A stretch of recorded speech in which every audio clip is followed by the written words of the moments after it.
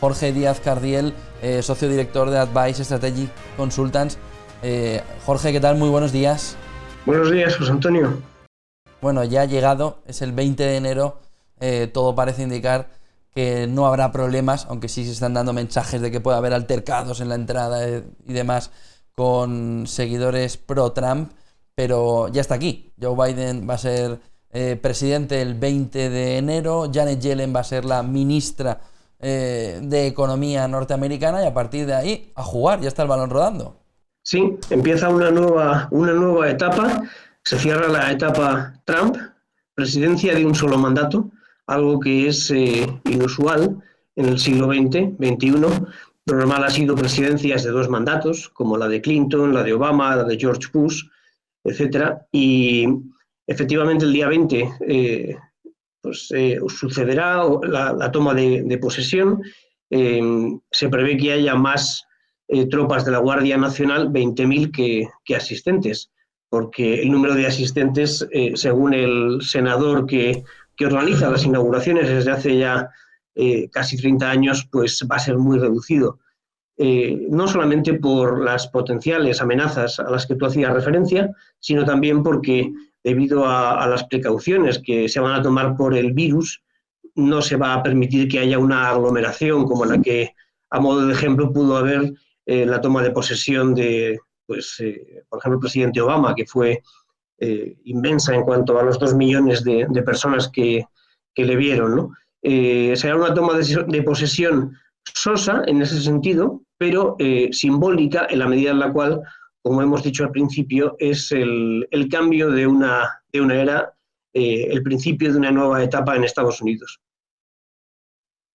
¿Cómo ves, cómo analizas el asalto al Capitolio que se vivió ya hace unos días, y cómo los medios allí en Estados Unidos también han ido dando información de los dos lados? Lo que pasa es que es cierto que a partir de ese asalto al Capitolio el stop de Steele pues, prácticamente ha muerto en Estados Unidos, ¿no?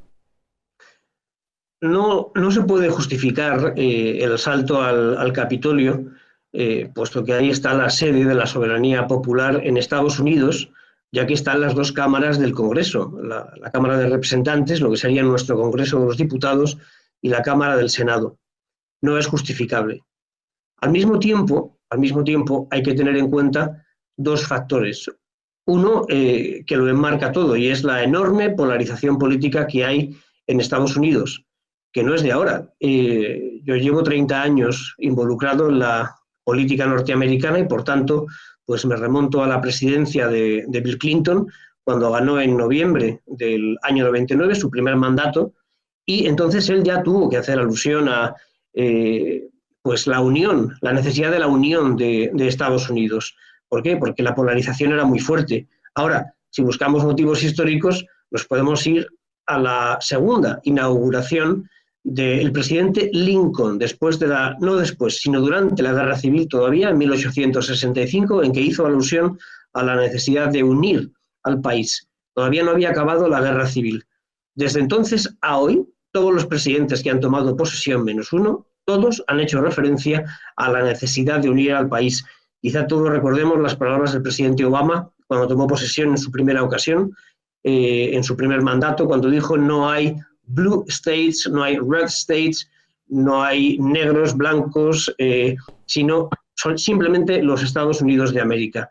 El mensaje que va a lanzar el presidente electo Biden el día 20, cuando tome posesión, será el de unidad, pero la nación está profundamente dividida. Y recordemos que en el verano pasado, hace 2 días, como quien dice, estábamos viendo cómo radicales de extrema izquierda, Antifa, pues quemaban Macy's en Nueva York, o en Santa Mónica arrasaban las tiendas de Hermès, de Chanel, etcétera, llevándose los bolsos, eso sí.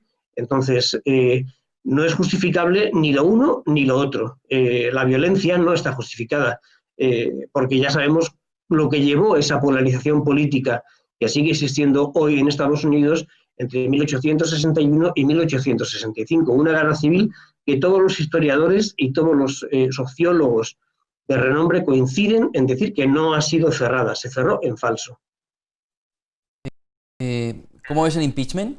¿Es simplemente un movimiento demócrata para impedir que Trump llegue dentro de 4 años o puede ir más allá o puede tener una repercusión mayor sobre el Partido Republicano? La vertiente que dices tú, José Antonio, es cierta, tiene una vertiente electoral, es decir, porque la única consecuencia, entre comillas, jurídica que puede tener el juicio político, que es el significado intrínseco de la palabra impeachment, a un presidente, es, en este caso, que el presidente Trump no se pueda presentar efectivamente en el año 2024, como quieren el 40% de los 75 millones de personas que le han votado en esta ocasión, las elecciones del pasado mes de noviembre. Pero, como dice el senador Bernie Sanders, que está en el otro extremo del espectro político, puesto que se autodefine como socialista, marxista, no llega a decir leninista porque le echarían del país, pero casi, casi. Pues ayer hizo unas declaraciones, para mi gusto, muy sensatas, y es que no tiene sentido que en las primeras semanas y quizá meses de la presidencia de Joe Biden se dediquen en el Senado a hacer un juicio político a un expresidente que ya será un ciudadano privado, porque donde tiene que poner foco la presidencia y el poder legislativo, que pertenecen los tres al mismo partido político, al demócrata, es en sacar adelante el plan de estímulo económico, en la creación de empleo, en la salvación de enteros sectores de actividad. No, la verdad es que no creo que yo haya estado nunca de acuerdo en prácticamente nada de lo que dice Bernie Sanders, pero en esto creo que tiene toda la razón. Es una distracción que no viene a cuento, porque lo que hay que hacer es gobernar y administrar esos 1.6 trillones de dólares que Joe Biden pone encima de la mesa para empujar la economía del país. ¿Acercamiento con China? ¿Crees que se puede producir en el corto plazo un acercamiento entre Estados Unidos y China? Hoy veíamos, por ejemplo, cómo Janet Yellen decía que lo primero que va a hacer el próximo 20 de enero es fortalecer al dólar, hacerle mucho más potente. Janet Yellen pertenece, como sabes, igual o mejor que yo, José Antonio, a una generación de economistas. Su marido, por cierto, es Premio Nobel de Economía, que podríamos remontarnos a el año 2006, cuando tomó posesión Bernanke, que siendo republicano siguió unas políticas que continuó el presidente Obama y que cuando acabó su mandato le sustituyó, como todos sabemos, Janet Yellen, demócrata, y que después Jerome Powell, actual presidente de la Reserva Federal, nombrado por Trump, pero que, como todos sabemos, han tenido muy mala relación porque ha seguido políticas tanto de expansionistas del balance de la Reserva Federal como de aumento de la liquidez, pero no de bajada radical de los tipos de interés como quería el presidente Trump.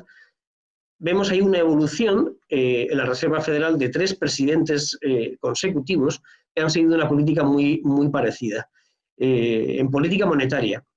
En lo que a China se refiere, a ver, con la independencia de las formas, que en la época de Obama fueron más amables, porque él estableció lo que llamó en abril del año 2009 el diálogo económico y estratégico con China. Pero el enfrentamiento con China existía. Barack Obama y Xi Jinping pues estaban también luchando, pero de una manera distinta a como lo ha hecho el presidente Trump, con el aumento de las tarifas o los aranceles, mejor dicho, a los productos importados chinos de Estados Unidos. Entonces, el Make America Great Again, que por cierto no es una frase que se inventó Trump, quien primero la formuló tal cual fue el presidente Clinton en su primer discurso del Estado de la Unión del 20 de enero de 1993. Pues significa que Joe Biden va a tener que luchar con China, exactamente igual que sus predecesores. Ahora, lo va a hacer de manera distinta. Lo primero que va a hacer es crear una coalición de países desde la Unión Europea, que también siente la amenaza de China, desde el punto de vista económico, comercial y tecnológico. También alianza con países del Asia-Pacífico.